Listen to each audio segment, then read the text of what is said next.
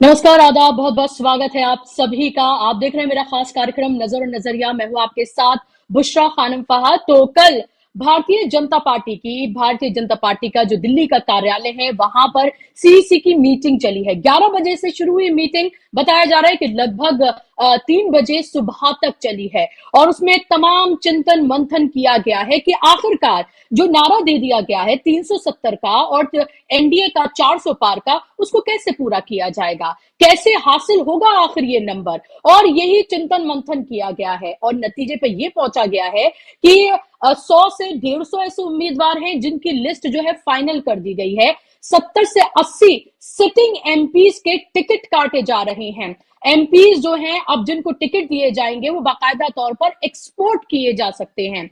जो राज्यसभा से सांसद हैं अभी बीजेपी के और केंद्रीय मंत्री हैं, उनको चुनाव लड़वाया जाएगा। और इसके साथ साथ मैं आपको यह भी बता दूं कि जो छोटे छोटे दल हैं, जो जिनको 1 या 2 सीटें दी जानी हैं, उनकी खुशामदी की जा रही है, उनके आगे पीछे घूमा जा रहा है। जी हां, भारतीय जनता पार्टी की स्थिति फिलहाल ऐसी ही होती हुई नजर आ रही है।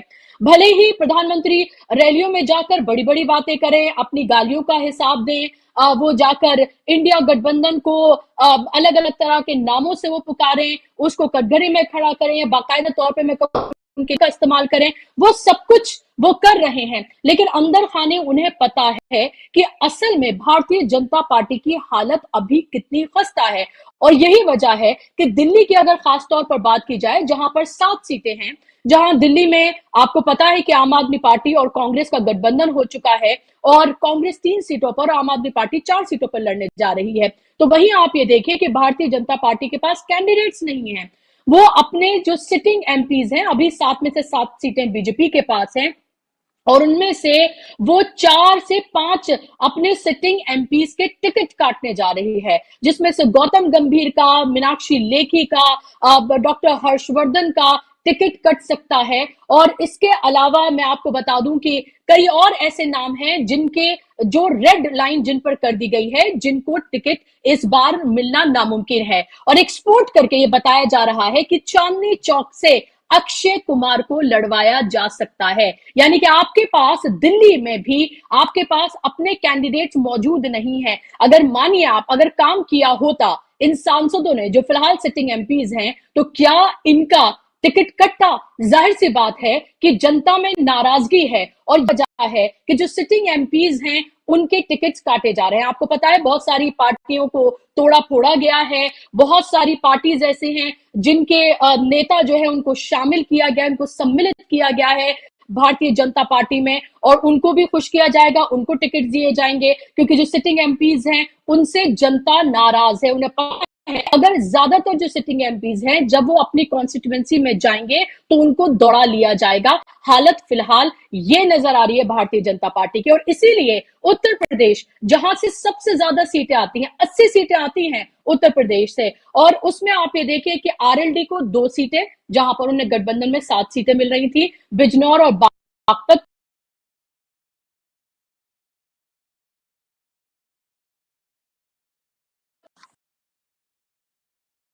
माफ कीजिएगा, तो आरएलडी की मैं यहाँ पर बात कर रही थी। आरएलडी को बिजनौर और बागपत दी जा सकती है। उसके अलावा अपना दल एस को मिर्जापुर और रॉबर्ट्सगंज दी जा सकती है सीट।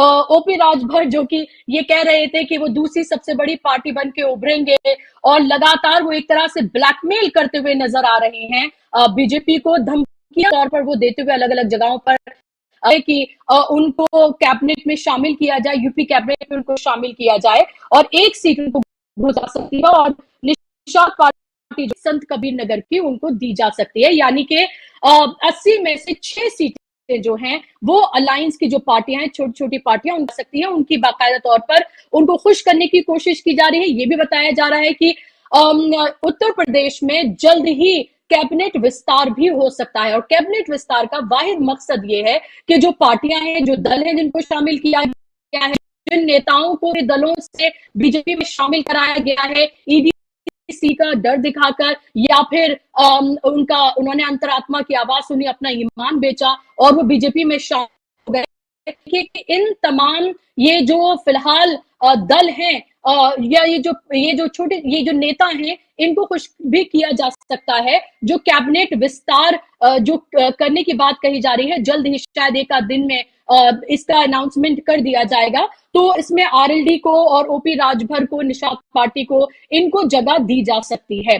तो ये तस्वीर जो मैं आपको दिखा रही हूं, ये सीधे तौर पर ये दिखाती है कि भारतीय जनता पार्टी ने इतना चिंतन मंथन किया है। ये एक दिन आपको मीटिंग का नजर आ रहा होगा, लेकिन महीनों से ये चिंतन मंथन किया जा रहा है कि आखिर किस सीट पर किसको टिकट दिया जाए ताकि जीत जो है वो सुनिश्चित की जा सके। क्योंकि आधार सिर्फ एक है, जीतने वाला कैंडिडेट। ना इसमें विचारधारा आधार है, ना ही इसमें उसका बैकग्राउंड क्या है, क्रिमिनल बैकग्राउंड है या नहीं है, ये तमाम चीजें बीजेपी नहीं देखती है। बीजेपी सिर्फ एक चीज देखती है कि जीतने वाला कैंडिडेट होना चाहिए। तो मैं एक और बात बता दूं, आपको पता है कि अखिलेश यादव पीडीए की बात लगातार कर रहे हैं, यानी कि वो बात कर रहे हैं पसमानदा की, पिछड़ा, दलित, आदिवासी, अल्पसंख्यक की।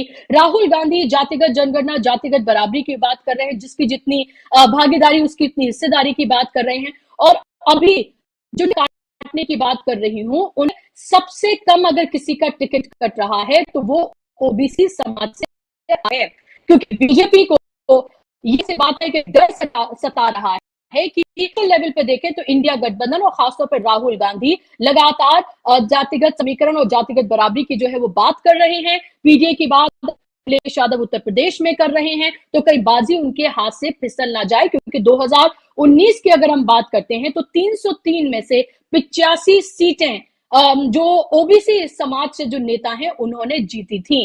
तो जाहिर सी बात है कि इतना दाव 2019 में जो नरेंद्र मोदी ने अपने आप को ओबीसी बताकर चला था, वो नहीं चाहते हैं कि उनके हाथ से ये खिसके। भले ही वो कहें कि कोई जाति नहीं होती है, लेकिन फिर अपने आप को ओबीसी बताना वो नहीं भूलते हैं, अपनी गालियों का हिसाब रखना भी वो नहीं भूलते हैं, भले ही विपक्ष ने कभी ना दी हो। इसके साथ साथ मैं आपको ये भी बता दूं कि इंडिया गठबंधन लगातार रफ्तार पकड़ता हुआ नजर आ रहा है। अभी अलग अलग स्टेट्स में सीट शेयरिंग को लेकर बातचीत हो गई, कुछ का औपचारिक ऐलान हो गया, कुछ का होना बाकी है। इंतजार किया जाए राहुल गांधी के वापस आने का, और उसके बाद जो फॉर्मल अनाउंसमेंट है वो कर दिया जाएगा। महाराष्ट्र की अगर हम बात करते हैं तो महाराष्ट्र में सीट शेयरिंग का फॉर्मूला पूरी तरीके से तय हो गया है, और ये बताया जा रहा है कि 18 सीटों पर कांग्रेस, 20 सीटों पर शिवसेना और 10 सीट पर एनसीपी।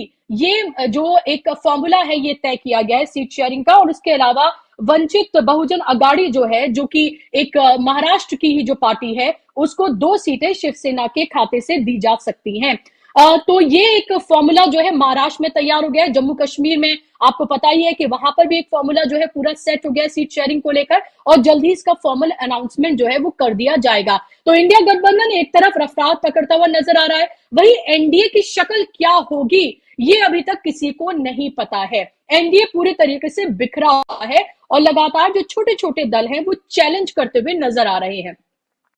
एक और बात यहां पर मैं कहूंगी और उसके बाद मैं अपने मेहमानों के पास जाऊंगी। आपको पता ही है कि बिहार में तेजस्वी यादव यात्रा निकाल रहे हैं, और उनकी यात्रा में हजारों की तादाद में हुजूम जो है वो उमड़ रहा है युवाओं का। और ऐसे में नीतीश कुमार को अपनी गलती का एहसास होता हुआ नजर आ रहा है, और कहीं ना कहीं आरजेडी भी सॉफ्ट होती हुई नीतीश कुमार के तरफ जो है वो नजर आ रही है। नीतीश कुमार के जन्मदिन पर तेजस्वी यादव ने उनको बधाई दी है। वो पलटू राम नहीं कह रही हैं, इन शब्दों से वो बचते हुए नजर आ रही हैं। प्रधानमंत्री झारखंड के बाद आज पश्चिम बंगाल, और उसके बाद वो बिहार के दौरे पर हैं। और जिस वक्त प्रधानमंत्री बिहार के दौरे पर होंगे, नीतीश कुमार उस वक्त विदेश जा रहे हैं।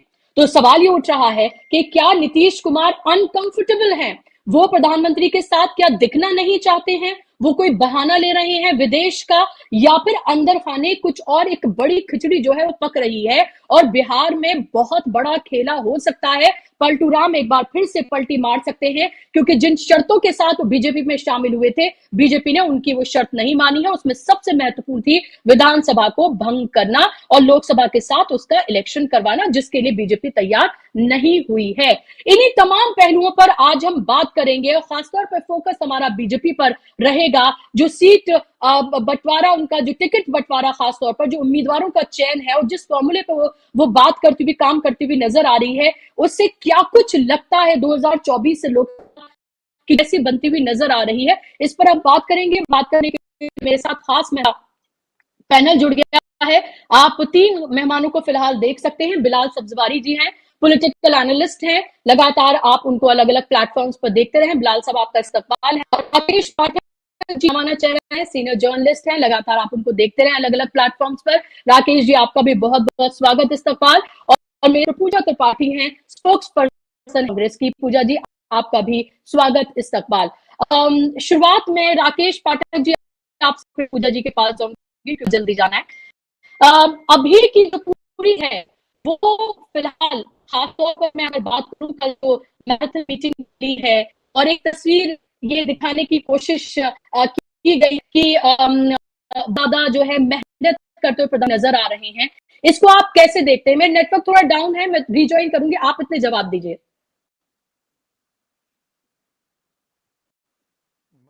पूछा आपने? जी जी जी जी जी जी। तो एक तरफ तो उनका गठबंधन है जो अपने बड़े बड़े राज्यों में सहयोगी दलों के साथ सीटों का बंटवारा करने पर उतारू है और लगातार एक एक राज्य में वो ऐलान अपना करते जा रहे हैं। मैं लगातार ये सवाल मुख्यतः तो नहीं पूछता होगा, आप भी पूछ रहे हैं कि जो देश की सत्ता में बैठे लोग हैं, जो दुनिया की सबसे बड़ी पार्टी कहलाती है, ब्रह्मांड की सबसे बड़ी पार्टी है, उसके गठबंधन में 38 दल हैं। उन 38 दलों के नाम क्या है अगर किसी से पूछ लिया जाए तो सबके नाम नहीं बता सकते। उनको कितनी कितनी सीटें देने वाले हैं नरेंद्र मोदी, अमित शाह, जेपी नड्डा का नाम तो मजबूरी में लेना पड़ता है, वे अध्यक्ष के रूप में किस हैसियत में हम लोग लगातार देखते हैं। तो कुल मिलाकर न तो एनडीए गठबंधन के दलों को कोई पूछ रहा है अभी, उनको कितनी सीटें मिलेंगी, कहां कहां मिलेंगी, नरेंद्र मोदी जी क्या कृपा उन पर करने वाले हैं, इसका अभी कहीं और छोर दिखाई नहीं दे रहा। अब लेकिन जो देरी हो रही है उसको किसी एक परसेप्शन बना के, कोई इस तरह का माहौल बना के लोगों के दिमाग में ये बिठाना है कि बीजेपी, मोदी शाह बहुत मेहनत कर रहे हैं। तो जो मीटिंग सहज रूप में दिन में हो सकती है, शाम से शुरू होकर 11-12 बजे तक खत्म हो सकती है, उसको जानबूझकर मुख्य धारा के मीडिया के सामने हाइप पैदा करने के लिए कि मीटिंग 11 बजे शुरू हुई, रात को 3 बजे तक चली, मोदी जी इतनी मेहनत कर रहे हैं चुनाव के लिए, रात को 3-3 बजे तक बीजेपी मुख्यालय में बैठे हैं। लेकिन ऐसा सब करने के बाद भी असली उनके सामने है वो जनता की प्रतिक्रिया है। जनता पिछले 9-10 साल, अब तो 10 साल ही कहना चाहिए, 10 साल के कामकाज पर कुछ सवाल पूछ रही है जिनके जवाब उनके पास नहीं है।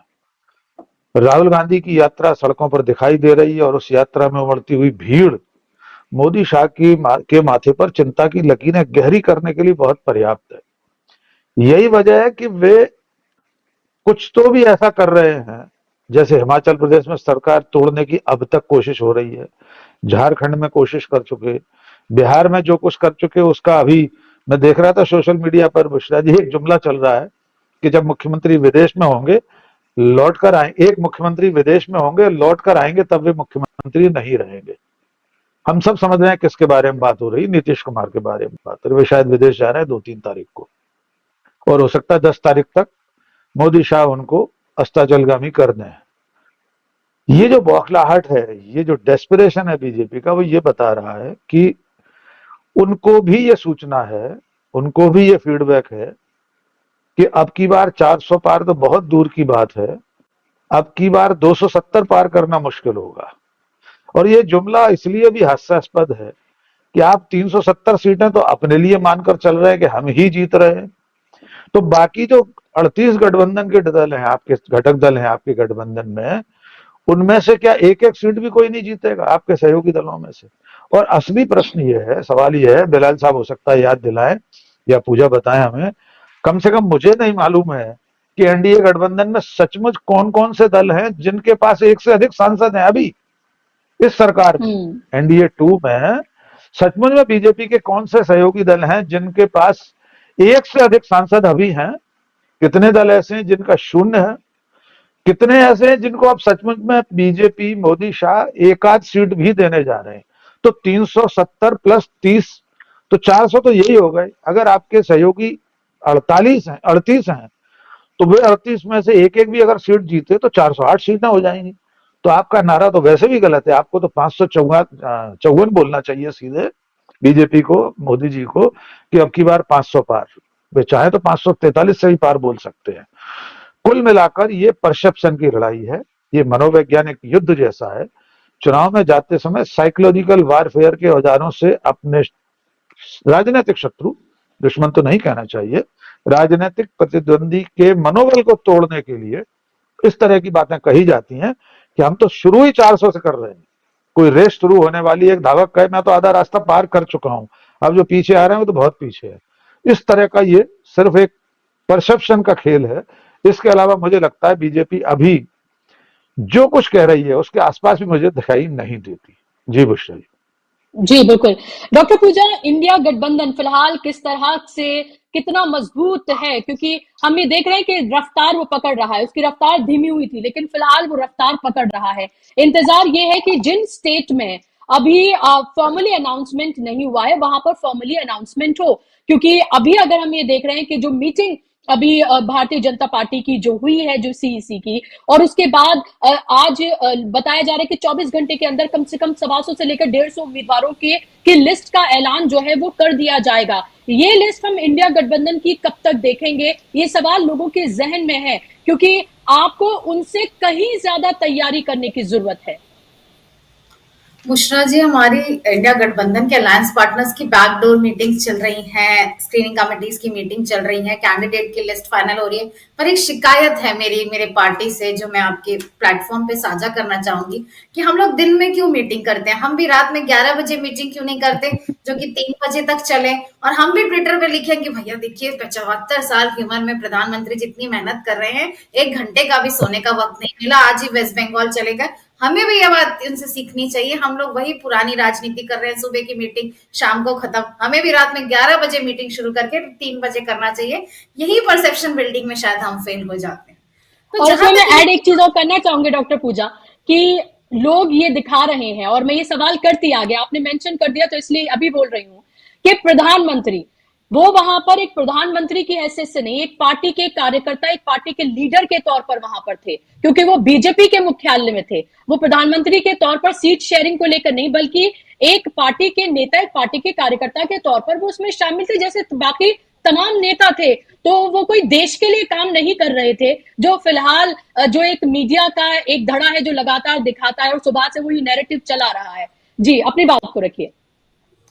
इस मीडिया का जो ये इस देश में जो मीडिया की वो है, क्या बोलो, मीडिया का रिलेवेंस है, और मीडिया का मैं ज्यादा खुश होती, मैं भी उसमें यशगान करती अगर ये बोला जाता कि आदित्यनाथ जी और स्मृति ईरानी जी रात में 3 बजे तक मीटिंग कर रहे हैं कि कानपुर में जो 2 नाबालिग बच्चियों का बलात्कार करके उनको पेड़ पर लटका दिया गया उसके बारे में क्या कर रहे हैं, पर नील बटा सन्नाटा, उस पर कोई एक शब्द नहीं बोल रहा है। 50 लाख बच्चे पुलिस की भर्ती के पेपर लीक के खिलाफ प्रोटेस्ट कर रहे हैं, 14 लाख आरोपी के लिए कर रहे हैं, एक दलित व्यक्ति छात्र की वो जाती है, पर प्रधानमंत्री जी 3 बजे तक मीटिंग लेते हैं, 5:30 बजे कलकत्ता निकल जाते हैं। ये ज्यादा बड़ा मीडिया स्पेस लेता है, और ये आज हम सब के चेहरे पर एक बहुत बड़ा झन्नाटेदार थप्पड़ है, क्योंकि हमें मुद्दों की राजनीति नहीं करनी। कानपुर की भयावहता कल रात में मैं 2 बजे सुन रही थी कि कॉन्ट्रैक्टर ने उन्हें नहाते हुए वीडियो बना लिया, गैंग रेप हुआ, दोस्तों से गैंग रेप हुआ, उस शर्मिंदगी में बच्चियां मर गई,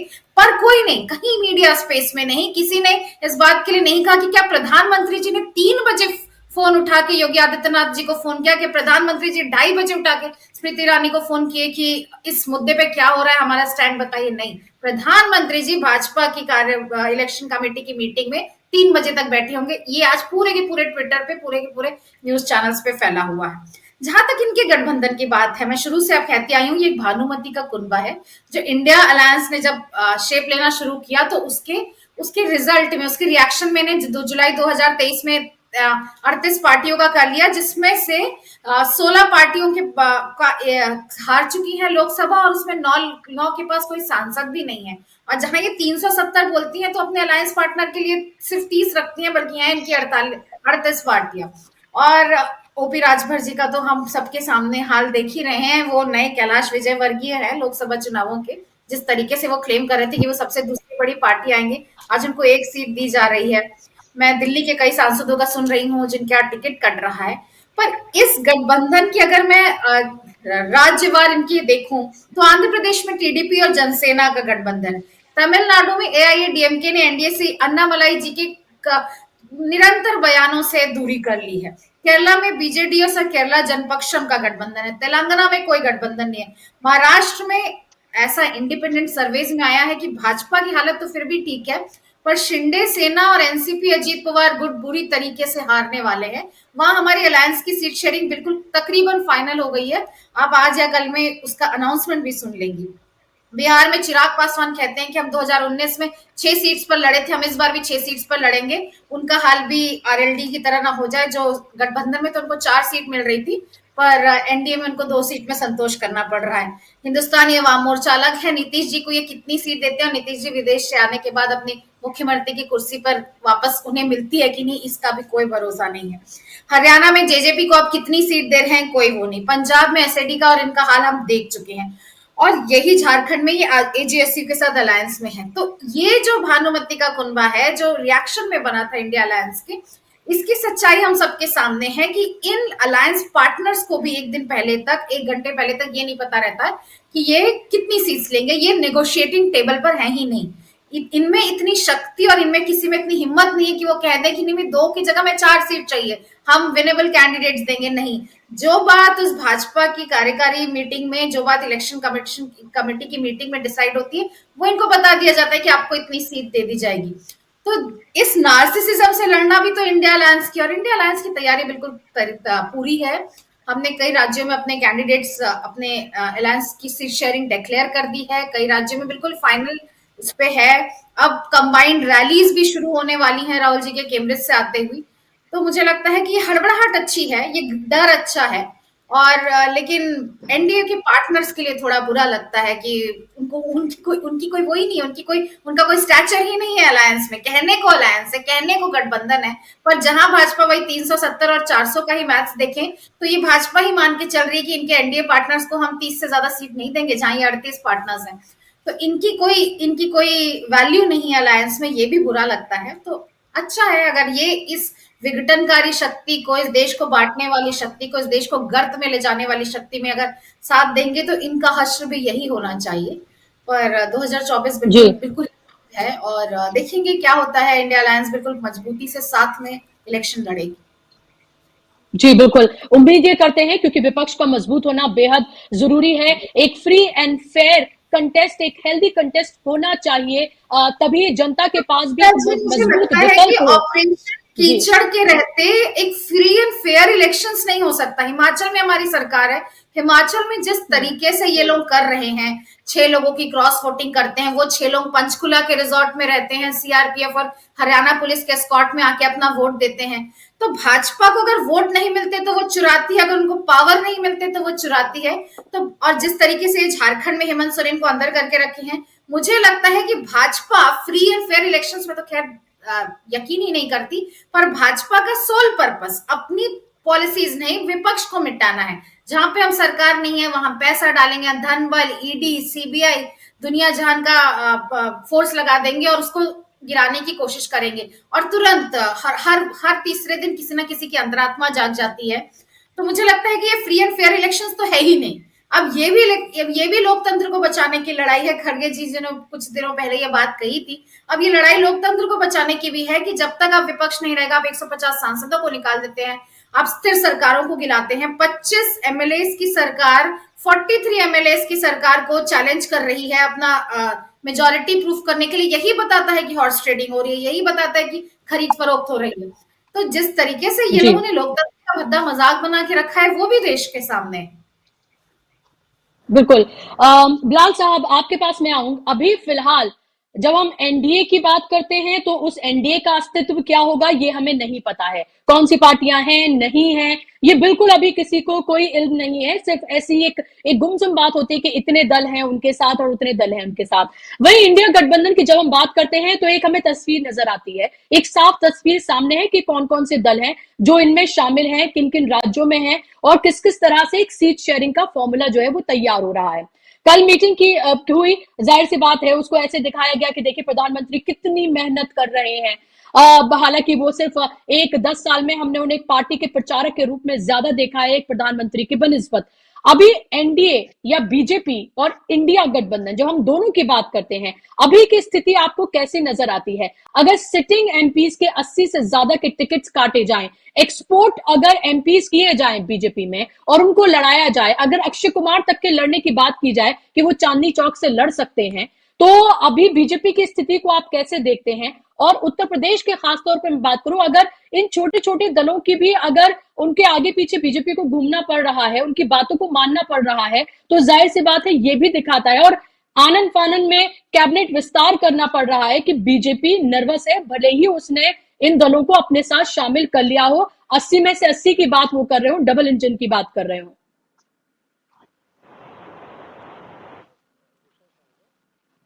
अभी जी राकेश भाई ने बहुत ही मजेदार बात की कि साहब अगर इनके 38 घटक दल हैं और सबका एक एक वोट भी जोड़ लिया जाए तो जो इनका क्लेम है उससे ज्यादा बनता है। इनका कैलकुलेशन तो बिगड़ा हुआ है, एक फर्जी कैलकुलेशन है। तो देखिए, आप प्रधानमंत्री नरेंद्र मोदी जी को हल्के में मत आंकिए, वो परसेप्शन बनाने में मास्टर हैं। अब उन्होंने 38 दलों का एक एक घटक दल पूरे देश में प्रोजेक्ट कर रखा है। अब वो 38 दल वो बिल्कुल परसेप्शन में मास्टर है और बिना बरसात के और बिना बिना धूप के उन्होंने छाता खोल रखा है और बता रखा है देखिए इतनी सारी तीलियां, इतने घटक दल है। दरअसल आप प्राइम मिनिस्टर की जो एबिलिटीज हैं उसको हल्के में नहीं आंकना चाहिए। देखिए उनके जो सेनापति हैं अमित शाह हैं और प्रधानमंत्री नरेंद्र मोदी, उन्होंने इस देश का जो आधुनिक लोकतंत्र है उसको नए तरीके से परिभाषित किया है। उसकी नई परिभाषा गढ़ी है इस देश के अंदर कि आप भले ही लोकतांत्रिक तरीके से ना चुनाव जीत सके, लेकिन विपक्ष का समीकरण गड़बड़ा दीजिए, विपक्ष के लोग तोड़ लीजिए, विपक्ष को धाराशाही कर दीजिए, विपक्ष की टांगों पे लाठी मार दीजिए और फिर आप रेस कर लीजिए उनसे। तो हमें प्रधानमंत्री की एबिलिटीज पर हल्के में नहीं लेना चाहिए। वो तो लाइक इस वक्त उनकी तो तूती बोल रही है देश में, और वो पूरा जो एनडीए का जो कुनबा है वो अपने आप में प्रधानमंत्री जी हैं, उनकी छवि है, वो अपने सामने किसी को कहां बर्दाश्त करते हैं। तो इस तरह से मतलब देखिए इस देश में चल क्या रहा है, किसी का सर्वाइवल, किसी राजनीतिक पार्टी का सर्वाइवल मुश्किल हो रहा है, और चाहे वो हिमाचल की बात हो और लगा बची कुछ कसर हमारे और कांग्रेसी भाई पूरी कर देते हैं। तो देखिए कुल मिलाकर देखने वाली बात है। देखिए इस वक्त प्रधानमंत्री नरेंद्र मोदी जी की तो तूती बोल रही है लोकतंत्र में, और वो जो चाह रहे हैं हो रहा है। तो आप ऐसे में आप उससे मुकाबला कैसे करेंगे? उनके धन, उनके पास सत्ता है, उनके पास ईडी है, उनके पास सीबीआई है, उनके पास सारी एजेंसीज हैं। आपके पास क्या है? आप कहते रहिए मेरे पास माँ है, तो अब माँ के होने से क्या है होता है, आप कहते रहिए, लेकिन सब कुनबा तो उनके साथ जुड़ा हुआ है ना, प्रधानमंत्री नरेंद्र मोदी जी के साथ। तो हालात देश के बिल्कुल अलग तरीके से हो चुके हैं। और आप कह रही है रात को मीटिंग करते हैं, तो वो अब वो एक शेर है कि साहब अब रात का इंतजार कौन करे, दिन के उजाले में क्या नहीं होता, वो उल्टा चल रहे हैं। तो आज भी रात को मीटिंग कर रहे हैं, तो उन पर आप उंगली नहीं उठा सकते हैं, उनकी डगर ही कुछ और है, उनका अंदाजे बयान ही कुछ और है। तो इस देश के अंदर जो पिछले 10 सालों से हमें देखने को मिला है वो सबके सामने मौजूद है, और अब सब पब्लिक परसेप्शन अब लेवल ओवरऑल बन चुका है। अब सारी चीजें जनता के सामने है। अब देश की जनता इन सारे हालात से जूझ भी रही है, और फिर भी वो देशभक्ति के नारे लगाती है, और सब देश पे जान देने को कुर्बान है, और भक्ति में उनकी कोई कमी नहीं है। तो ऐसे में तो मतलब खुदा ही मालिक है इस देश के लोकतंत्र का। मैं तो यही कहना चाहूंगा कि इस वक्त ज्यादा कुछ आप तवक्को मत कीजिए।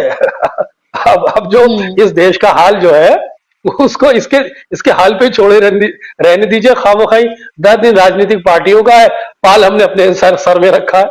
तो अब वो हालात नहीं है, अब मामला कुछ और है। अब भगवान ही मालिक है इस देश के लोकतंत्र। जी बिल्कुल, लेकिन राकेश पाठक जी, इस नाउम्मीदी में उम्मीद क्या है? क्या वो उम्मीद इंडिया गठबंधन बनता हुआ नजर आ रहा है? अभी अगर, क्योंकि आप मध्य प्रदेश से हैं, भोपाल से हैं आप, और अभी ज्योतिरादित्य सिंधिया को भी लोकसभा का चुनाव लड़ाने के लिए कह दिया गया है कि राज्यसभा में उन्होंने कर लिए बहुत मजे, अब मैदान में जाइए और मैदान में जाकर अपने आप को साबित करिए। और ऐसे ही सिर्फ उनके लिए नहीं, बल्कि निर्मला सीतारमण से लेकर और कई ऐसे कैबिनेट मंत्री हैं जो राज्यसभा से कैबिनेट मंत्री हैं जिनको मैदान में उतारा जाएगा। और 80 से ज्यादा जो सिटिंग एमपीज हैं उनके टिकट्स काटने की बात की जा रही है, छोटे छोटे दलों की खुशामद की जा रही है। तो ये क्या दिखाता है? क्या वो उम्मीद इंडिया गठबंधन है? और जो फिलहाल हमने देखा था, आपको याद होगा कि 5 राज्यों के जब चुनाव हुए थे तब भी किस तरह से जो सिटिंग जो कैबिनेट मंत्री थे या फिर जो एमपीज थे उनको एमएलए का चुनाव जो है वो लड़ाया गया था, और ऐसे में कई सीटें वो भी खाली हुई थी। तो वो भी हमने देखा है, बीजेपी कुछ भी कर सकती है अपने घटक दलों के साथ भी और अपने नेताओं के साथ भी। तो इस स्थिति को आप कैसे आंकते हैं, कैसे देखते हैं? बस एक चीज मैं कहना चाहूंगा कि देखिए, उम्मीद तो हमेशा कायम रखनी चाहिए, लेकिन ये जो नाउमीदी आपको नजर आ रही है, दरअसल ये सटायर है मेरा। जी जी जी जी, बिल्कुल बिल्कुल, मैं समझ रही हूँ आपकी बात को। ठीक बात है बिलाल जी साहब, आप जो कह रहे हैं जी लगभग जो संजीदा लोग हैं वो सब उसी तरह से देख रहे हैं इस वक्त मुल्क को और यहाँ की जमहूरियत को। लेकिन जो बुशरा जी आपका सवाल है कि उम्मीद क्या है और किससे है, दरअसल में मैं उम्मीद जनता से करता हूँ, मतदाता से कर रहा हूँ। ठीक है, उसका एक प्रतीक उस जनता की भावनाओं को आवाज देने का काम राहुल गांधी नाम का व्यक्ति कर सकता है, भारतीय राष्ट्रीय कांग्रेस कर सकती है, कर रही है। हम सब लोग गैर राजनीतिक लोग हैं, हमारे दिल और दिमाग में देश सबसे पहले है, देश का लोकतंत्र और संविधान सबसे पहले है, और उसे बचाने के लिए कोई भी व्यक्ति आगे आएगा तो हम उसके साथ हैं। कुल मिलाकर इस वक्त जो हालात हैं उसमें जो मुकाबला करते हुए दिखाई दे रहा है वो तो इंडिया गठबंधन ही दिखाई दे रहा है। स्वाभाविक तौर पर, नैसर्गिक तौर पर वही मुकाबले में मोदी और शाह की बीजेपी के सामने है। व्यक्ति के तौर पर भी नरेंद्र मोदी के सामने अगर कोई है तो राहुल गांधी है। राहुल गांधी जिस निडरता से, जिस अभयता के साथ सत्ता के सामने सीना तान कर खड़े हैं, वैसा साहस देश में गिने चुने 2-3 लोगों में और हम देख पा रहे हैं, जैसे तेजस्वी यादव है, उद्धव ठाकरे हैं, स्टालिन है, अब अखिलेश यादव का नाम भी हम ले सकते हैं। ये सब लोग जब एक साथ मिलकर लड़ेंगे तो जरूर मुकाबला होगा और अच्छा मुकाबला होगा। जहां तक बीजेपी कुछ भी कर सकती है, इतनी बड़ी पार्टी इतनी बड़ी ताकत के साथ सत्ता में है, उसके नेता सचमुच में ये जोखिम उठा सकते हैं, उनके पास ये गुंजाइश है कि वे किसी भी तरह का जोखिम उठाएं। वे केंद्रीय मंत्रियों को विधानसभा का चुनाव लड़ा दें, वे मुख्यमंत्रियों को घर बिठा दें, 4 बार के जीते हुए मुख्यमंत्री को, वे पहली बार के विधायक को मुख्यमंत्री बना दें, वे कुछ भी कर सकते हैं। और ऐसे ही जोखिम भरे कदम अभी आप लोकसभा की जब सूची आएगी तब देखेंगे। आपने सिंधिया जी का नाम लिया, ग्वालियर से माधवराव सिंधिया के जाने के बाद गुना शिवपुरी उनकी सीट थी, वहां से भी 2019 में चुनाव हार गए कांग्रेस के टिकट पर। जिस व्यक्ति से चुनाव हारे उसी की पार्टी में वे चले गए। आज की जो खबर है, जो कल दिल्ली की मीटिंग के बाद छनकर सामने आ रही है, उसमें यह सामने आ रहा है कि ज्योतिरादित्य सिंधिया को गुना शिवपुरी संसदीय सीट से चुनाव लड़ाया जा सकता है। यद्यपि उन्हें संकेत पहले से होंगे, इसलिए वे टेलीविजन चैनलों पर इंटरव्यू में कहते रहे हैं। अभी कुछ दिन पहले उन्होंने कहा कि मेरी इच्छा ही नहीं, आशा और अभिलाषा भी है। बड़ी अच्छी हिंदी में उन्होंने कहा कि मैं चुनाव लड़ूं लोकसभा का, क्योंकि उन्हें पार्टी ने कह दिया होगा कि राज्यसभा तो आपको उस डील में दी गई थी जो कांग्रेस की सरकार को गिराने का सौदा था, अब आपको जनता के बीच जाना पड़ेगा। ज्योतिरादित्य सिंधिया के अलावा शिवराज सिंह चौहान है, जिनका नाम लोकसभा के लिए चल रहा है, भोपाल से या विदिशा से। ऐसे कई नाम आप चौंकाने वाले देखेंगे, कई नाम कटेंगे, कई ऐसे नाम जुड़ेंगे। ये जोखिम कांग्रेस पार्टी नहीं ले पाती। बहुत स्पष्ट बात है कि जिस वक्त कांग्रेस केंद्रीय सत्ता में नहीं, डॉक्टर पूजा सहमत होंगे इस बात से, जब आपके पास सत्ता नहीं होती है तो जो क्षेत्रीय इकाइयां हैं, छत्रप हैं राज्यों के, उन पर आपका अंकुश नहीं रहता। यही वजह है कि आज दल बदल इतना ज्यादा हो रहा है कांग्रेस से। यही वजह है कि जिसके पिता को कांग्रेस पार्टी ने 6 बार मुख्यमंत्री बनाया हिमाचल प्रदेश का, जिसकी मां को सांसद बनाया, प्रदेश अध्यक्ष बनाया, जिससे खुद को 2 बार मंत्री बनाया, वो व्यक्ति 2 महीने पहले एक ऐसा बयान दे रहा था, मैं 2 दिन से लगातार हर चैनल पर बोल रहा हूं और क्षमा कीजिए किसी ने उस पर ध्यान नहीं दिया।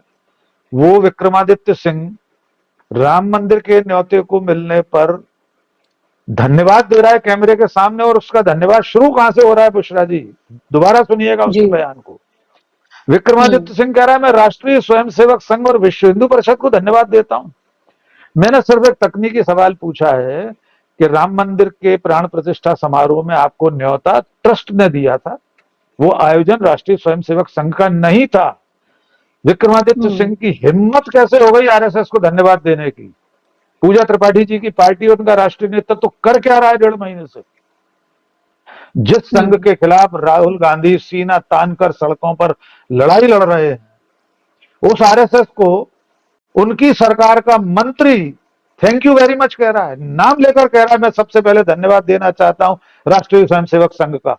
क्या ये वाक्य कांग्रेस के मीडिया सेल ने, उनके प्रवक्ताओं ने, राष्ट्रीय अध्यक्ष ने, किसी ने नहीं सुना? और मैं फिर तकनीकी पक्ष उठा रहा हूं, वो धन्यवाद दे सकते थे, उन्हें न्योता मिलना भी कोई बुरी बात नहीं है, वे जाना चाहते तो जा सकते थे। कांग्रेस आलाकमान ने तो फ्री फॉर ऑल कर दिया था, जिसको जाना हो जाए अयोध्या। इसके बावजूद वो न्योता तो ट्रस्ट का था, राम मंदिर न्यास का। राष्ट्रीय स्वयंसेवक संघ को धन्यवाद किस हैसियत से दे रहे थे, किस नाते दे रहे थे विक्रमादित्य सिंह? ये इसलिए हो पाता है कि केंद्र में इस वक्त ताकत नहीं है, केंद्र में सरकार नहीं है। राहुल गांधी मल्लिकार्जुन खड़गे के पास वो हैसियत नहीं है कि वे किसी को राज्यसभा में भेज सकें, किसी को विधान परिषद में भेज सकें, किसी को निगम मंडल का अध्यक्ष बना सकें, किसी को इंडियन ऑयल कॉर्पोरेशन का चेयरमैन बना सकें। चूंकि ये सत्ता इस वक्त नहीं है, इसलिए कांग्रेस पार्टी के नेता इतने उच्छृंखल, इतने अनुशासनहीन हो रहे हैं देश भर में। मैं फिर लौटता हूं विषय पर। इस वक्त जी। कांग्रेस अपने संक्रमण काल से गुजर रही है। ये जो ट्रांजिट पीरियड है, इसमें ये छन्नी लगी है, ये वक्त की छन्नी है, इसमें से वे सब लोग बाहर हो जाएंगे। आप प्रतिभा सिंह का बयान देख लीजिए। आज वे दिन भर टेलीविजन चैनलों को इंटरव्यू दे रही, सीधे सवाल पूछा जा रहा है बीजेपी में जा सकती है, वे उत्तर दे रही हैं मौसम का। देख लीजिएगा, देश के सबसे तेज चलने वाले चैनल पर कह रही हैं, उसके संपादक ने पूछा कि आप बीजेपी में जा सकती हैं, तो वे कह रही हैं कल का मैं कैसे कह सकती हूँ, कल बादल भी हो सकते हैं, कल पानी भी बरस सकता है, कल बर्फ भी गिर सकती है। एक वाक्य में उनसे ये क्यों नहीं कहा गया कि मैं इस जन्म के अगले 7 जन्म बीजेपी में नहीं जा सकती? मैं हर बार हर चैनल पर कहता हूं, मुझ जैसे साधारण नागरिक से अगर कोई पूछे जिसको राजनीति से कोई लेना देना नहीं कि क्या आप संघ बीजेपी में जाएंगे, तो मैं उससे ये कहूंगा इस मनुष्य जन्म से लेकर अगले 7 जन्मों तक अगर मुझे मनुष्य मात्र के रूप में ईश्वर अवसर देता है, तब भी संघ और बीजेपी के आसपास भी खड़े होना स्वीकार नहीं करूंगा। ये उत्तर वो लोग क्यों नहीं दे पा रहे हैं जिनके लिए कांग्रेस ने सब कुछ किया, जिनके पूरे परिवार को सत्ता दी कांग्रेस ने, आधी सदी तक वे कांग्रेस के कारण सत्ता में रहे हैं। ये कांग्रेस के नेतृत्व की कमजोरी है। लोकसभा चुनाव पर चूंकि हम बात कर रहे हैं, इसलिए विषयांतर नहीं करना चाहता। लोकसभा चुनाव से पहले कांग्रेस को अपने सब कील कांटे दुरुस्त करना पड़ेंगे। जहां जहां कमजोरी है उस पेच को कसना पड़ेगा, तभी इंडिया गठबंधन और तभी कांग्रेस असली चुनौती दे पाएगी मोदी को। जी बुशरा जी।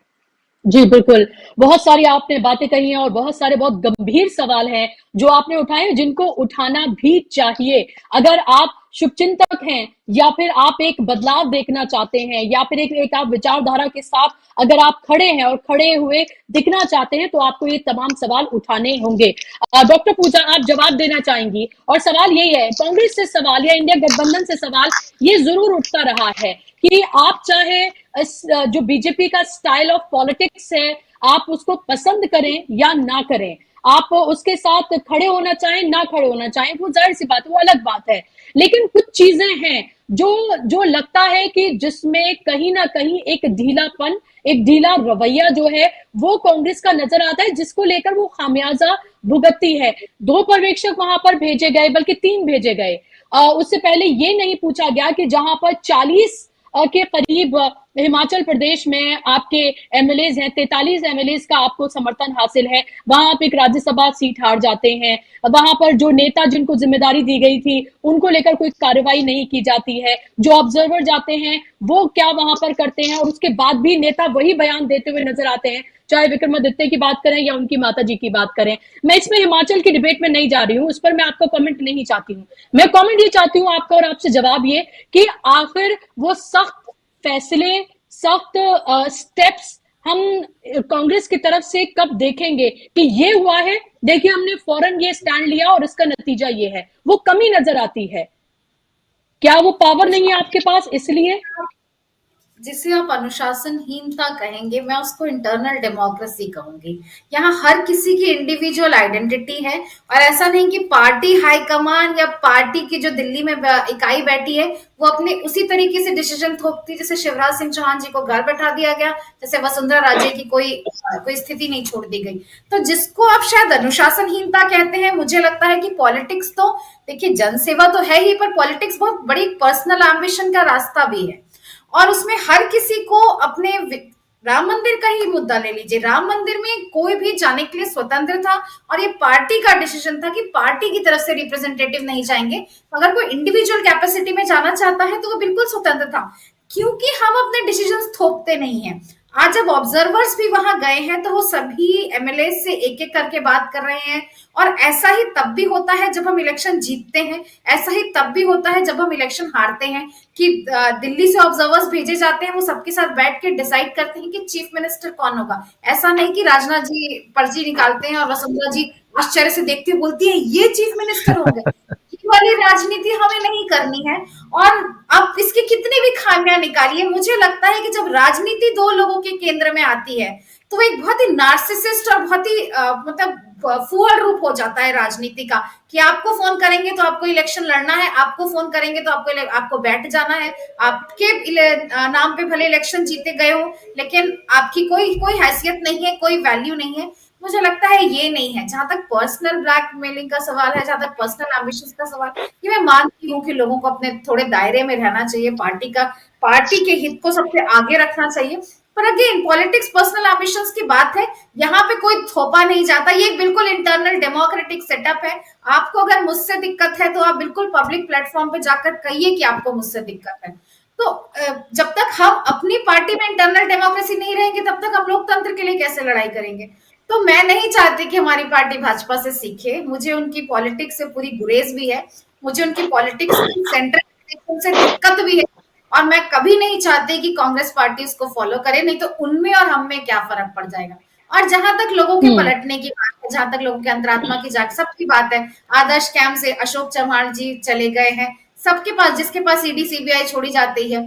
तो मेरा कहना है कि जब आप पार्टी के बुरे दिन में पार्टी के साथ नहीं लड़ सकते, जब आपका नेता पूरे भारत को पैदल कवर कर रहा है, लोगों के मुद्दे को उठा रहा है, चाहे वो बीएचयू के गैंग रेप की बात हो, चाहे वो अनएम्प्लॉयमेंट की बात हो, किसी की भी बात हो, वो जब वो महंगाई की बात हो, हर बात को वो उठा रहा है, अब पेटीएम की बात हो, हर मुद्दे को वो उठा रहा है, जनतंत्र की बात कर रहा है।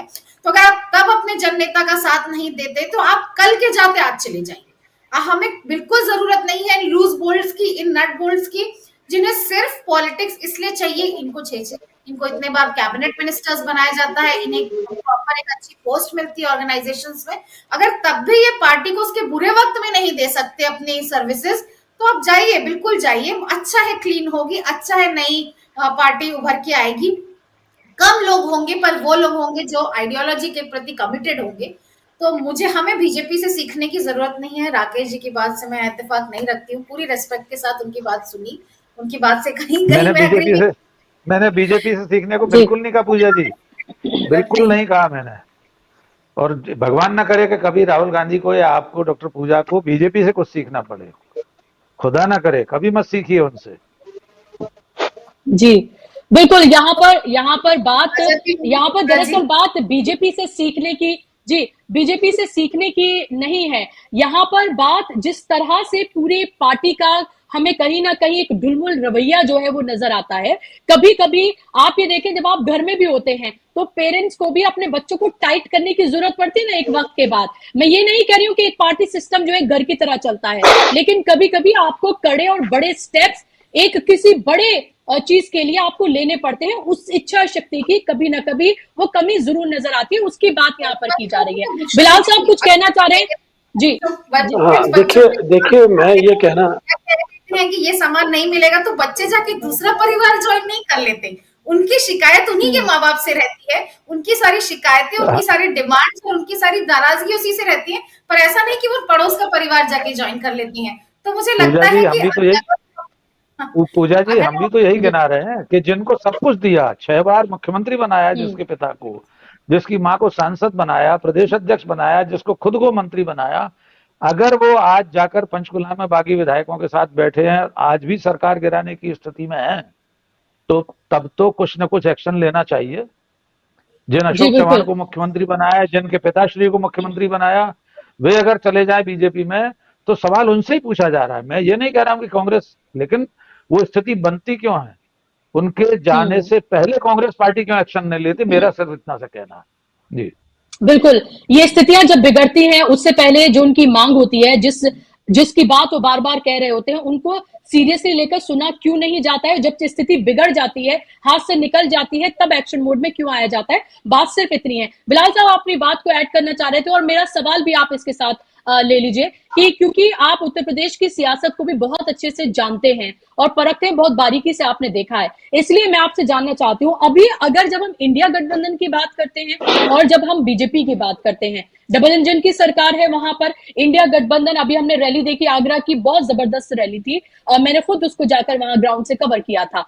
आप अभी की स्थिति को किस तरह से आंक रहे हैं, देख रहे हैं? क्योंकि सबसे ज्यादा दाग बीजेपी अभी भी उत्तर प्रदेश पे लगा रही है, चाहे राम मंदिर की प्राण प्रतिष्ठा का मामला हो, क्योंकि वहां पर 62 सीटें बीजेपी की आई थी, वो 80 में से 80 की बात कर रही है, यानी कि उसे जिन जिन स्टेट्स में अभी गुंजाइश लग रही है कि वहां सीटों को बढ़ाया जा सकता है, वहीं पर वो ज्यादा दांत खेलती हुई नजर आ रही है, लेकिन जमीनी हकीकत इससे परे है। आपसे मैं जानना चाहूंगी, आपको स्थिति क्या लग रही है फिलहाल? देखिए, पहले तो मैं जो बात कहना चाह रहा था मैं उस पर आता हूं। एक चीज होती है इंटरनल डेमोक्रेसी, और पार्टी की जो इंटरनल डेमोक्रेसी होती है उसके परसेप्शन को, उसके कंसेप्ट को समझने की जरूरत। और ये मैं इसलिए कह रहा हूं कि मैंने लगभग 20 साल कांग्रेस पार्टी कवर की है, 20 साल पार्लियामेंट कवर किया। इस पॉइंट ऑफ व्यू से मैं ये कह रहा हूं, इंटरनल डेमोक्रेसी का मतलब ये नहीं है कि आइडियोलॉजी से डेविएट कर जाना।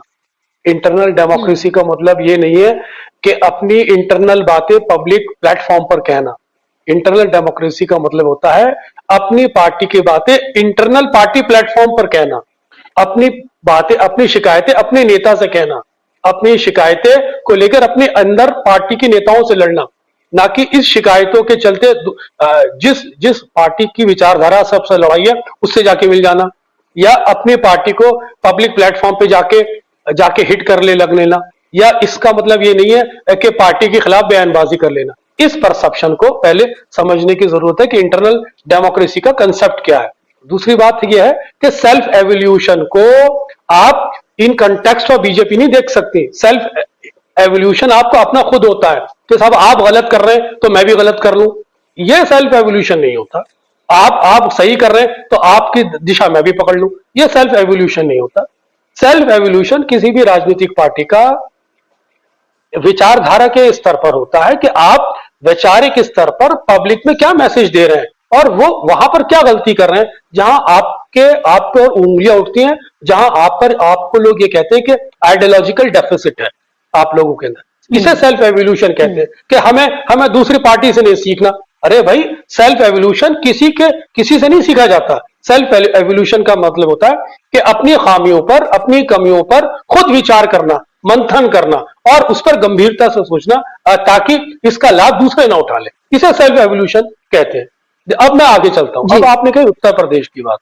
देखिए, उत्तर प्रदेश की जहां तक सवाल है, उत्तर प्रदेश के अंदर जब तक मायावती अपने प्रॉपर कैंडिडेट डिक्लेयर नहीं कर देती तब तक उत्तर प्रदेश की तस्वीर बिल्कुल मैं साफ नहीं मानता।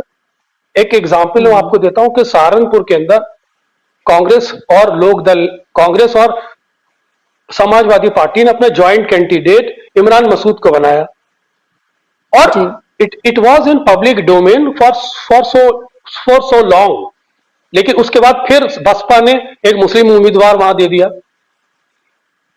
तो अब आप ये समझ लिए कि एक परसेप्शन ये था कि जब समाजवादी पार्टी और कांग्रेस एक साथ आएंगे तो मुस्लिम वोटों का डिवीजन नहीं होगा। लेकिन जब दो मुस्लिम वोट लोकसभा, दो कैंडिडेट एक सीट पर लड़ते हैं तो मुस्लिम वोटों का डिवीजन फिर हो जाता है। ये साबित करता है कि बसपा की टैसिट अंडरस्टैंडिंग बीजेपी के साथ हो चुकी है। और अगर ये टैसिट अंडरस्टैंडिंग बसपा की बीजेपी के साथ हो चुकी है तो ये साफ बताता है कि परिस्थितियां आपके पक्ष में होते हुए भी दूसरे के पक्ष में समीकरण के एतबार से चली जाएंगी। और ये हमें सीटों का भी एवोल्यूशन करने की जरूरत है कि बीजेपी किस तरह से 80 के 80 सीटों पर उम्मीदवार बसपा अपने उम्मीदवार किस तरह से देती है। अगर बसपा के उम्मीदवार बीजेपी के अंडरस्टैंडिंग से हुए तो मैं बिल्कुल इस बात को गारंटी से कह सकता हूं कि फिर मैं समाजवादी और कांग्रेस की विनिंग कॉम्बिनेशन को उतने भरोसे से नहीं कह सकता कि जीत पाएंगे।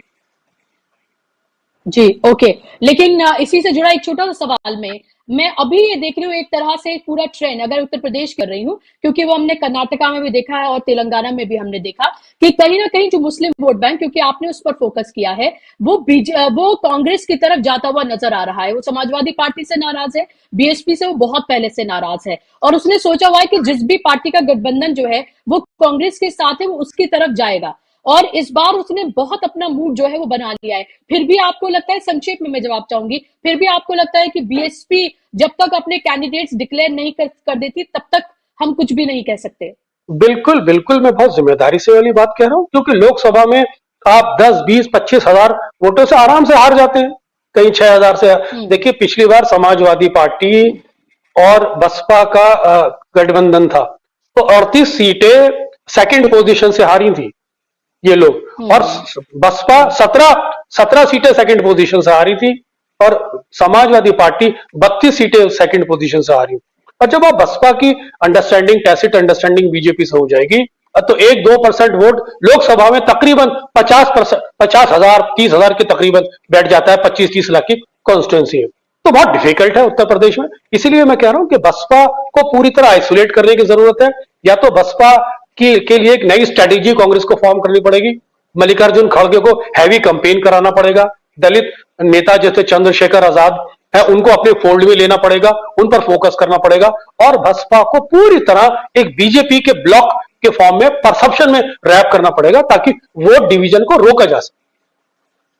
जी, बहुत महत्वपूर्ण बात आपने ये कही है और इस पर जाहिर सी बात है इसको कांग्रेस को और इंडिया गठबंधन को इसमें सोचने की जरूरत है। एक सीट दी गई है चंद्रशेखर आजाद को, लेकिन वो कितना महत्वपूर्ण रोल जो है वो निभा पाएंगे, क्योंकि उनकी पैन यूपी अगर बात करें तो उनकी वो फॉलोइंग नहीं है, एक कल्ट फॉलोइंग उनकी जरूर है युवाओं में, लेकिन वो भी एक पॉकेट तक सीमित है। तो वो भी देखना होगा कि वो कितना असर डाल पाते हैं और क्या मल्लिकार्जुन जैसा खड़गे जैसा चेहरा, जो कि हम देख रहे हैं कि पैन इंडिया एक तरह से वो चेहरा है, दलित चेहरा जो बहुत मकबूल है, क्या उनका असर देखने के लिए मिलता है, ये बेहद महत्वपूर्ण है। और देखना होगा बीजेपी की लिस्ट जब जारी होती है तो कौन से वो नाम है जिनमें उन्होंने शामिल किया है, क्योंकि भले ही वो जाति की बात ना करें लेकिन जो सोशल इंजीनियरिंग वो अपने कैंडिडेट्स की लिस्ट में करते हैं वो जो है वो बहुत इंपॉर्टेंट रोल अदा करती है। और शायद हो सकता है इंडिया गठबंधन इसका भी इंतजार कर रहा हो कि कब उनकी लिस्ट जारी हो और उसके बाद वो अपने कैंडिडेट जो है और कैंडिडेट जो है उनको लेकर बात करें। बहुत शुक्रिया आप तीनों मेहमानों का इस कार्यक्रम का हिस्सा बनने के लिए, अपना कीमती वक्त देने के लिए, और शुक्रिया आप तमाम दर्शकों का भी इस कार्यक्रम का हिस्सा बनने के लिए। आज के इस कार्यक्रम में बस इतना ही, मुझे दीजिए इजाजत। रोज की तरह आपके साथ 7 बजे जुड़ेंगे राजीव जी न्यूज पॉइंट लेकर। इस बीच आप हमारी तमाम वीडियोस को ज्यादा से ज्यादा पसंद करिए, शेयर करिए, चैनल को भी सब्सक्राइब करिए। आपके का ये योगदान हमारे लिए बहुत मायने रखता है। नमस्कार।